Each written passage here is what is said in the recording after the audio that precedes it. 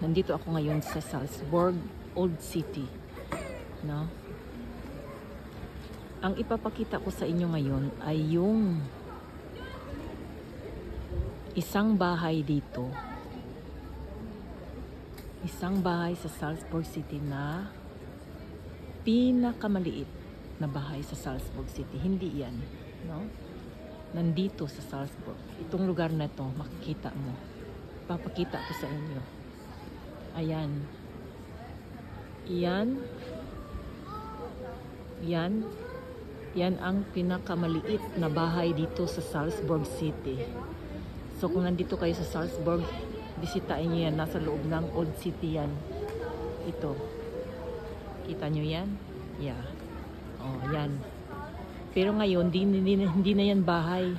Shop na yan. Ginawa ng shop. No? So dito mo banda. Tingnan mo, ito yung landmark sa harap ng Alte Hof Apotheke. Makikita ang the smallest house in Salzburg. Yan.